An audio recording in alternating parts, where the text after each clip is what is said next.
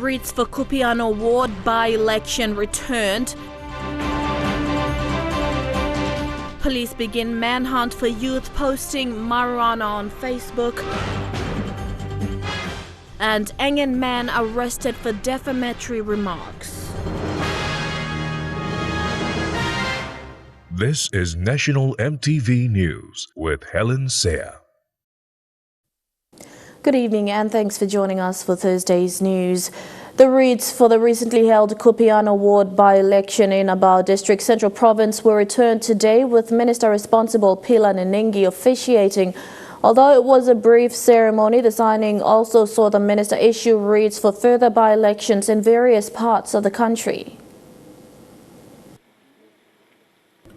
The Kupeano Town Ward 5 by-election in Aba District Central Province, held early this month, saw the trialling of the electronic voting system, which involved biometric registration of voter data.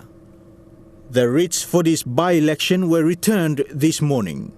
The conduct of election is the responsibility of the Electoral Commission, but the authority that issues the wreath rests with the Minister for Intergovernmental Relations.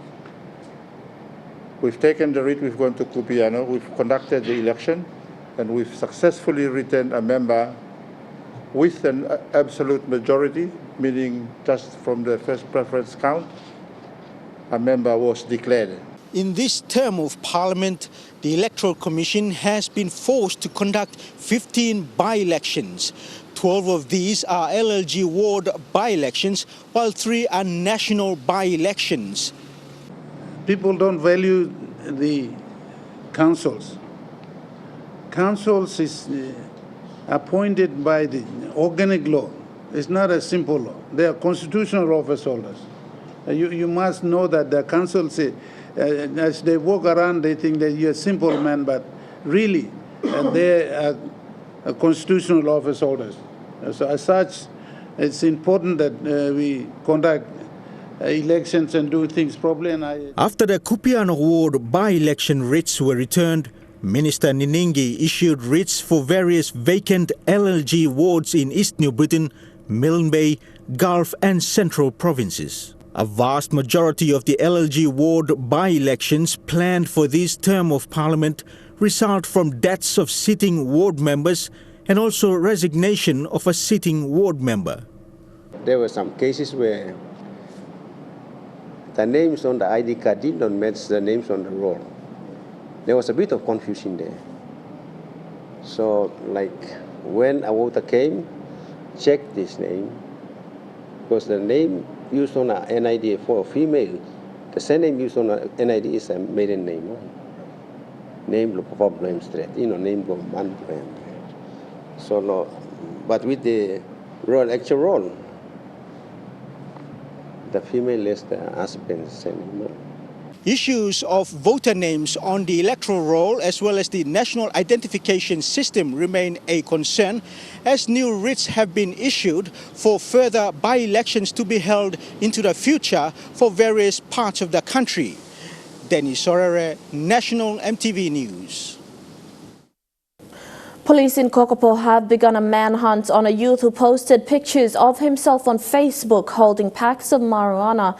The youth then captioned the pictures, labeling the Kokopo police as useless and incompetent.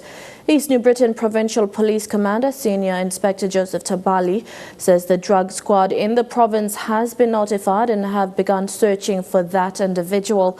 The East New Britain Police in recent months have gone down hard on marijuana traffickers and users. PPC Tabali says the individual is expected to be arrested soon. Engan Provincial Police Commander Epenes Nili is appealing to social media users to be careful in disseminating information against other people or elected MPs. His comments came after Wabeg police arrested a 24-year-old man from Engan Province for posting defamatory messages on Facebook. Vasunata Yama with this report.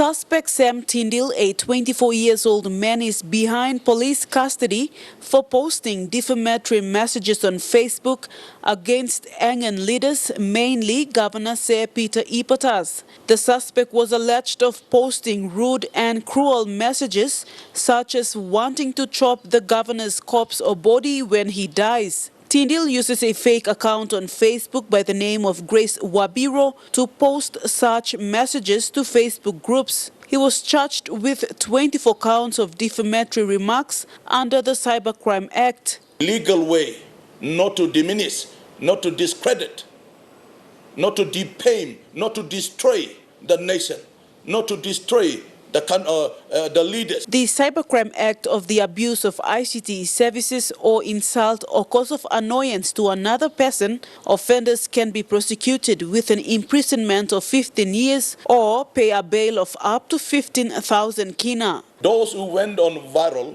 destroying the government, destroying the mediated leaders, destroying individuals, organizations, you can escape 99 times. But there's a time the law will eventually caught up with you. PPC Enga Epenes Neely said the police acted upon a complaint filed by the governor. Neely is also appealing to those who have been bullied on social media to report to the nearest police station. For social media users, PPC Neely is appealing for them not to abuse their freedom of speech and information. I believe that others have been committed and they were already prosecuted, and some are in court as I'm speaking. For this particular offense, the suspect is in custody, and it's my warning to those would-be offenders and those who are planning to commit offense under the Cybercrime Act. You better stop it. And I must tell you that this is just the tip of the iceberg. Vasinata Yama, National EMTV News, Mount Hagen. Madang Governor Peter Yama has filed national court proceedings against Madang MP Brian Kramer, challenging his citizenship status. He's asking the courts to declare whether or not Kramer is a PNG citizen and qualified to remain as a Member of Parliament. Madang MP Brian Kramer, in his response, says he was born and raised in Madang and has a long history with the people of Madang. The plaintiffs in these proceedings are Madang Provincial Government and Yama in his capacity as the Governor and Chairman of the Provincial Assembly. Speaking to the media recently, Yama says they are seeking the court's declaration on whether or not Madang MP Brian Kramer is a PNG citizen and qualified to remain as a Member of Parliament. They are also seeking the courts to declare Madang open seat vacant if the local MP is not a citizen. So who is he and where is he actually from? The question, the fact must be tried with evidence before the court of law to determine whether he is in fact a citizen or not. The Constitution is very clear. The only citizens are entitled to all public office. Last year, the same issue was raised by Governor Yama in Parliament. This has raised concerns among citizens in social media. The governor also claimed the Madang MP was expelled from the Provincial Executive Council. This is because the local MP has not been attending PEC meetings. The Kramer has also missed countless Madang Provincial Government Assembly meetings, meaning that for the last 3 years he has never attended to Madang Provincial Assembly meetings, meaning that he does not serve the interest of Madang people in the Assembly. In response to the governor's action, the local MP took to his Facebook page, saying the governor's action is a waste of public funds. The local MP says he was born and raised in Madang and has a long history with the people of Madang, and he will be providing copies of his birth certificates. Kramer adding that the governor's statement of him being expelled from the PEC is not true, as he has never been a member of the PEC. That is because the law prohibits a Minister of State from being a member of the PEC. Rayon Lakingun, National, EMTV News. Kirwina Goodenough District in Milne Bay has joined other districts to establish its procurement committee. Members of the District Procurement Committee were sworn in yesterday at the National Procurement Committee. Also present to witness was the open member and chairman of the DDA, MP Douglas Tomoriesa. The ceremony signifies the delegation of procurement powers from NPC to the District Procurement Committee under the new Procurement Act.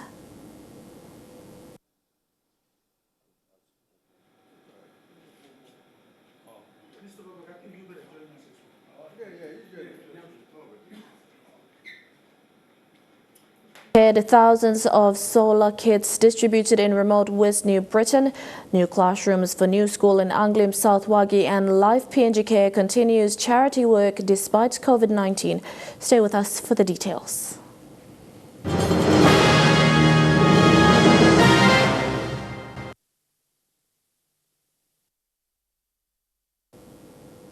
Welcome back. 15,000 solar home kits have been delivered to the Milimata community in the remote Kandri and Gloucester districts in the West New Britain province. The solar kits are part of a rural off-grid energy access program funded through a PNG Australia partnership. The electricity program is targeting remote communities in the Kandri and Gloucester and Thalassia districts that have no access to electricity. While delivering the kits, Australian High Commissioner John Phillips says the Australian government wants to maintain its commitment to PNG with hopes of providing electricity to more than 70% of households in the country by year 2030.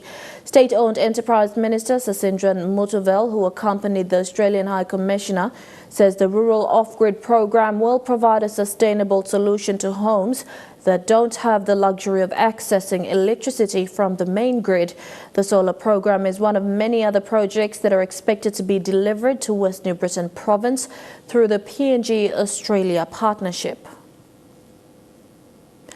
A new high school in Anglim South Wagi electorate of Juwaka province has received a facelift to the existing 2 classrooms. Kuna AOG High School was established in 2014.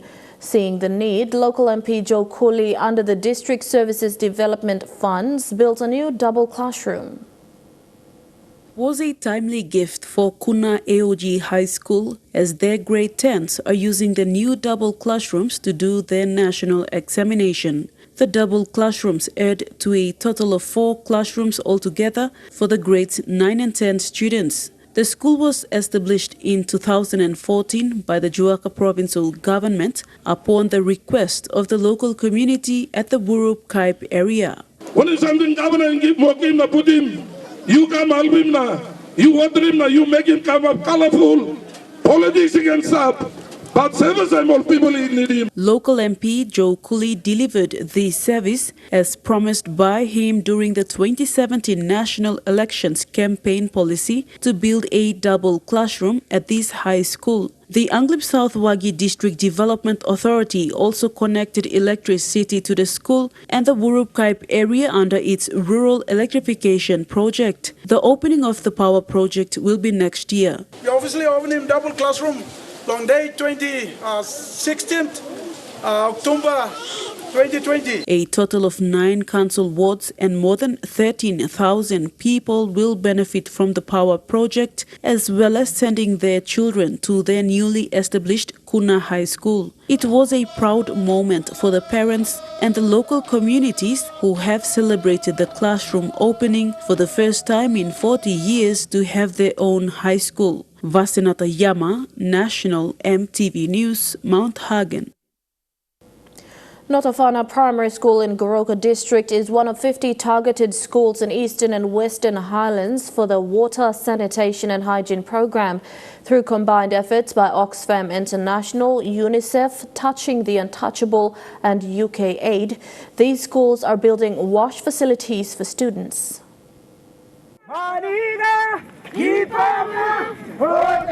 Apart from preparing students at Notafana Primary to pass the basic education or grade 8 examination, students are being taught to adopt a healthy lifestyle. A lifestyle where they must not only practice clean hygiene at the school grounds, but also teach their elders and siblings to adopt a healthy way of living in their communities. Oxfam, who has been very instrumental, and TTU, those partners are coming in, and of course ATP, who is coming with the hardware part of it to put up a lot of wash facilities in schools.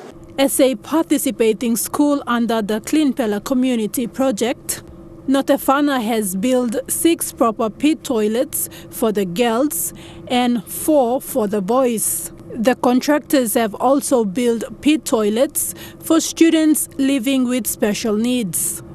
We have so far completed 15 schools with the new sanitation facilities that you have seen at Notofana today. Another 35 to be completed. 7 of them are in 50% completion. These projects were funded through the UK and US aid. The governments of Australia and New Zealand also provided some funding assistance. Upon launching these health facilities, British High Commissioner to PNG, Keith Scott, said these are real partnerships between governments and NGOs to create a better future for school-age children. The other principle that we live by is we want to build local capacity. We want to give you the tools to allow you to succeed. And I know the answer to that already. I've seen it. You know, with what you've been provided, you're using it wisely. You will spread that with friends, with families, right throughout your community. Until recently, the national government has realized the need to provide clean water supply and sanitation facilities for school children throughout Papua New Guinea. And so people and students and the general population have easy access to safe water and hygiene behavior change and practices. Where most schools in rural communities do not use septic toilets, pit toilet facilities are built with a concept where ventilation pipes are installed and proper lids to cover the pit to prevent flies and the possible spread of diseases. Theklagunga, National EMTV News. It's been 6 years since Life PNG Care was formally registered to operate in a residential area in Gerahu, Port Moresby, although the vision of establishing it came much earlier. With the aim of giving unfortunate and abandoned children a second chance in life, founder and national director Colin Parker continues to have increasing number of children under his care. And although the COVID-19 pandemic has come with its negative impacts upon the charity organization, it has enabled Life PNG Care to feed and educate even more children this year than before amidst funding challenges. Dennis O'Reilly reports.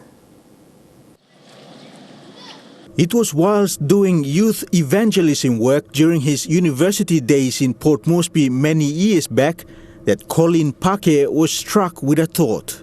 And this thought eventually turned into action a few years later. I want to be a professional accountant and be a businessman. So that's the kind of dream that I had, but unfortunately, there's something far more bigger than that in me. Colin Parker studied accounting at the University of Papua New Guinea and wanted to become a businessman. But his focus and passion shifted from the business arena to the social sector to help children in need. And what I love doing it is, I love hanging out with kids and helping kids, and then I found maybe the true purpose of my existence or calling in my life, I would rather say. Mr. Parker and his wife with 4 young children have turned their home into a home for others too. Relocating to a Gerahu Stage 1 property earlier this year, Life Care PNG runs 3 main programs for abandoned children. These are the Strongim Pikinini Education Program, the Home School Program, and the Mobile School Program. With the COVID-19 pandemic hitting PNG hard this year, funding has been a challenge for the charity organization. But on a positive note, the pandemic has resulted in more children needing support, and Life PNG Care took them in. Currently, the care center provides assistance for over 400 children, not just in Port Moresby, but also in other provinces. For us, we don't want to spend all the money into salary and wages. You know, for us, we try to reduce operational cost, like power bill or fuel or water bill, those utility costs, as well as salary and wages. You see, most charities, they raise funds for operational, but the beneficiaries are the disabled or unfortunate children or the people. So when you look at, we don't want to make it 40-60 kind of. Our policy is 70-30. Each year, Life PNG Care hosts major fundraising events with support from business houses to fund its operations and support services. And with COVID-19 pandemic restrictions in place, the usual dinner fundraising will not be possible, but a car wash fundraiser is set to be held this Saturday. The target that we are setting is 200,000. 200,000 is the target that we want to raise. And we are so fortunate to have two Fast Motors sponsoring this, hosting this charity car wash fundraise. Dennis Orere, National EMTV News. And now looking at the NASFund market report, the kina opened unchanged at $0.2860 in the interbank market. At Bank South Pacific, your kina is buying $0.2785 $0.3874 Australian dollars, $0.4152 New Zealand dollars, and 28.46 Japanese yen. Looking at commodity prices, at New York close, gold is trading lower, coffee closed lower, cocoa and copra closed higher. Crude oil is trading lower, palm oil closed lower, and copper closed higher. And on the stock market, the Dow Jones closed lower, the ASX 200 is trading lower, and the All Ordinaries is trading lower. Among stories making headlines overseas, Donald Trump and Joe Biden prepare to face off in the US elections. Don't go away.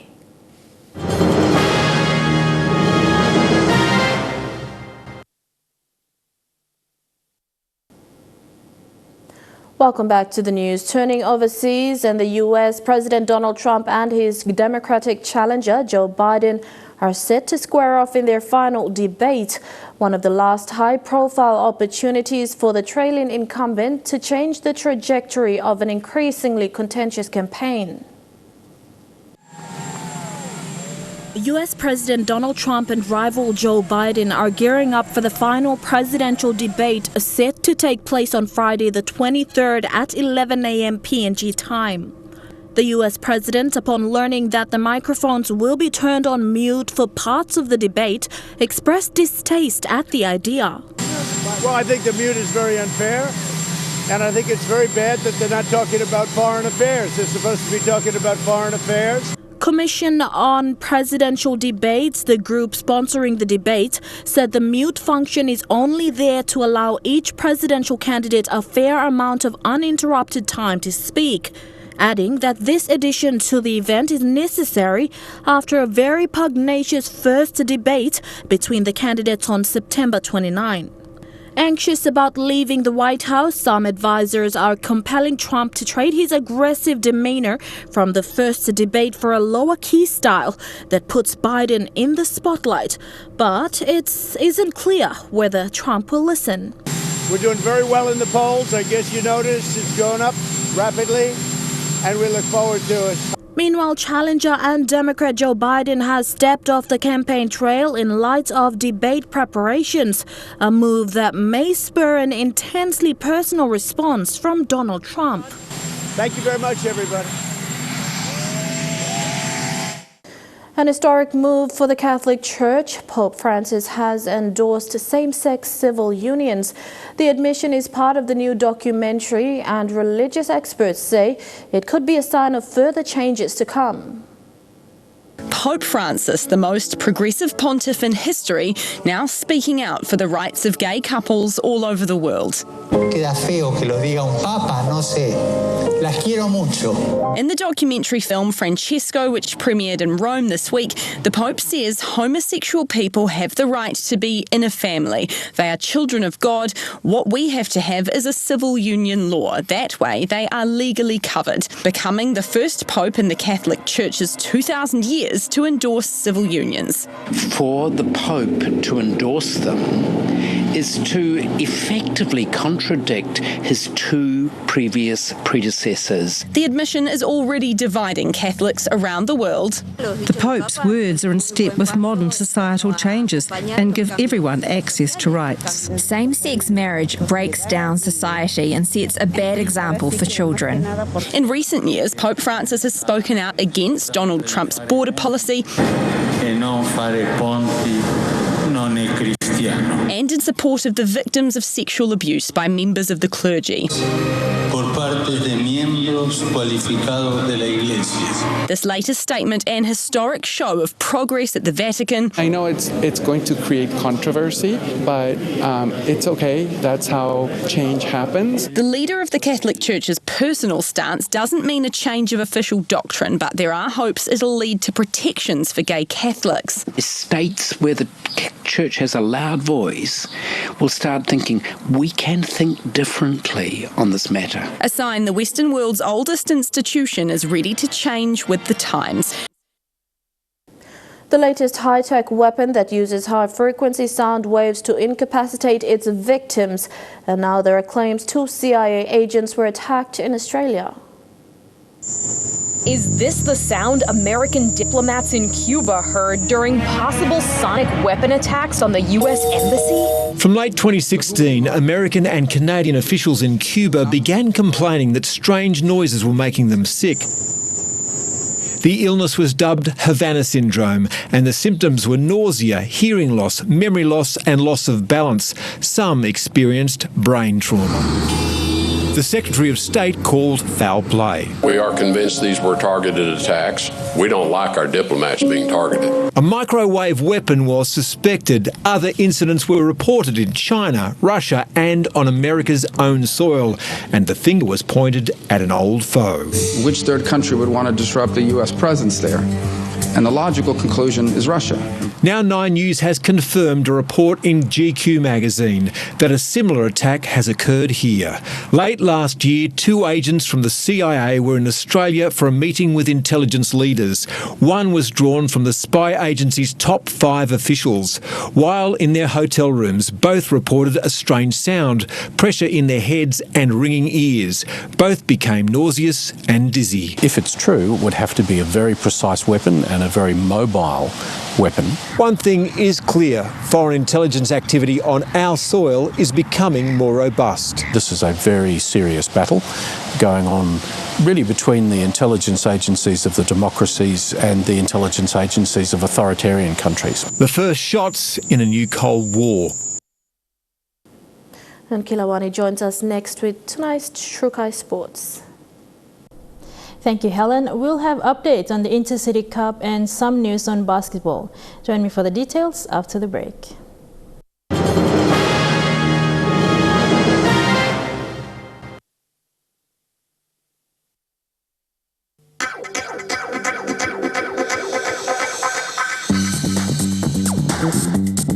Trukai Sports.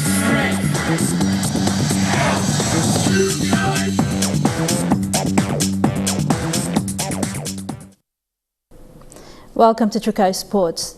The 2020 Digital Cup champions, the Croton Hella Wigmen, today visited their naming rights sponsor, Kumul Petroleum Holdings Limited. The visit saw the team presenting their spoils to the sponsor to acknowledge the organization's support for the club. The team arrived at the office of their naming rights sponsors, proudly holding the Digital Cup, spoils of the 2020 Intercity Grand Final win. Their visit marked a significant event, not just for the 2020 champions, but for the Hela provincial government and the major sponsors, Croton, subsidiary to the Kumul Petroleum Holdings Limited. Chairman of the franchise expressed gratitude when presenting the cup. We are so grateful for that support. The Kumul Petroleum, including our sponsors, Hela Provincial, other sponsors, the Hela Provincial Government and Equence Construction, including other minor sponsors, for coming along in that journey. And this year, we are so humbled today to finally bring the cup to the franchise owner, which is Kumul Petroleum Holdings. In response, the managing director for KPHL congratulated the team despite the challenges faced throughout the year. I want to congratulate the team for putting in that effort. Start of the season was not really a good start because of COVID-19, and all our senior players, because we reached grand final, they were poached by other clubs, so we had to build a player group from scratch. Adding the team was successful despite having most players in their rookie year. No hunters, no kumus, no worries for us. We made it all the way. He said this is the first time the cup has been delivered to them since coming on board in 2017, and committed support going forward. We will support the club through next year to defend the cup and beyond that. Part of the support given by KPHL is the building of a stadium in the Hela province. The support has been sealed through a signing of a Memorandum of Understanding between the KPHL, the Hela Wigman franchise and the Hela provincial government. Hela provincial government already invested $6 million in acquiring land, and we've paid $5 million in our counterpart funding for the construction of a small stadium in Tari. And so I welcome KPHL coming on board to counterfeit that, and we want to, at the back of this seal, we want to take this cup home and commit to construct ourselves our own provincial base in Tari and construct a small stadium so our people can have the opportunity to see their club representative playing in that home soil. More sporting codes are taking up yoga in the nation's capital. Junior basketballers from the Port Moresby Basketball Association were down at the Southside Fitness Centre today taking up their first yoga lessons. In collaboration with NCDC and Active City Development Program, Port Moresby Basketball Association is now integrating yoga into the training squad regime. The athletes will train for 3 to 4 days a week as part of the preparations leading up to the national championships later this year. The under-17s have been confirmed for July next year, which gives us ample time to prepare our Port Moresby team and also track the progress of the yoga inclusion with our performance rates of the athletes. POM Basketball Association Operations Manager says yoga is not rocket science and is being used in NBA and WNBA mostly for its benefits. Provides flexibility, and the main purpose of yoga is to prevent injuries, which from on the running starts with basketball. Our athletes are most prone to. So strengthening of the core muscles and all the limbs, I guess. Yoga manager Ezra Adino of the Active City Development Program says yoga gives an athlete a lot more. And a lot of research has shown, and also a lot of athletes all over the world have given testimonies of how yoga helps them to really improve in their different sporting code, and how it also helps them to manage injuries, to have a positive attitude towards the sports, and to become well-balanced human beings inside the field and also outside the field. The program will run for the next 3 months for the athletes. Adino says the interest shown by the athletes has been impressive. This we can see by their commitment. They usually turn up for the class in big numbers, and they really enjoy it. We can see when they practice, they're really into it. They really give it their best. And also after class, they share very good feedback. They say, wow, they feel good, they feel energized, they feel strong. And this is really encouraging to us who guide them through the classes. And Trukai Sports continues with more stories when we come back.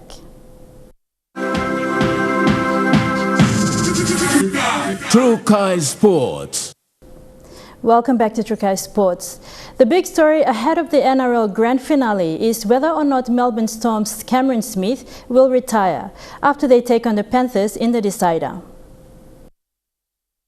So will this weekend's grand final be goodbye for Cameron Smith or not? I fulfilled my dream, and if this is to be my last game, then that's my last game, and then whatever's next, I just move on to that. After almost 4 years as his backup, Brandon Smith has done his time. But until the 37-year-old makes up his mind, Waiheke Island's favourite son and his family remain in the dark. Cameron's a complex guy and he loves playing with the journos, you know, he really does. Yeah. Brandon is contracted to the Storm until 2022, but next year he'll face even more competition when Rookie of the Year hooker Harry Grant returns to Melbourne from a loan deal with the Tigers. I know he's not going to sit behind Harry Grant. He's not going to sit behind Cam and then want to sit behind some other, guy that's come along. As a genuine test star, other NRL clubs have shown interest in Brandon's X-factor and toughness, which brought him through a suspected broken jaw that threatened to rule him out of the grand final. So he told the guy doing the X-ray, he goes, I don't care, don't tell me the result of it. He goes, I'm playing. Playing for his first NRL title after losing the 2018 decider, this time with the help of another breakout star, Jerome Hughes from Wellington, to go with a host of other Kiwis that have played a big part in Melbourne's dominance. And that story wraps up Trukai Sports. Helen returns with the weather report for the next 24 hours. Bye for now. Trukai Sports.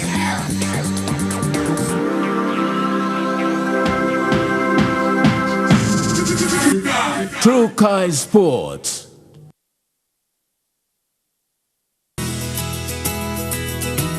This weather update is proudly brought to you by MoniPlus, with you always. A look at the weather forecast for tonight and tomorrow. Mostly fine weather in Port Moresby and Daru. Rain drizzles tonight, then cloudy in Kramer. Occasional rain drizzles tonight, then mostly fine tomorrow in Alutau. And a chance of light evening showers, then fine tomorrow with afternoon showers in Popondita. In the Mamasa region, rain showers tonight and tomorrow in Lae. Some showers in Wau. Occasional rain showers tonight, then cloudy day tomorrow in Wewak. Evening showers clearing for cloudy nights, then fine tomorrow in Vanimo. In the New Guinea Islands region, mostly fine weather in Kavieng. Rain showers tonight, then mostly cloudy tomorrow in Lorengau. Chance of evening showers, then fine tomorrow in Kokopo and Rabaul. Evening thundery showers, then occasional rain showers for cloudy tomorrow in Kimbe, and evening showers, then fine tomorrow in Buka. And in the Highlands region, rain showers this evening and tonight, with the morning fog clearing for a cloudy day in Mount Hagen. Evening rain showers, then morning fog clearing for a cloudy day with afternoon showers in Goroka and Krondiawa. And rain tonight, then morning fog clearing for a cloudy day with afternoon showers expected in Mendi and Farbeg.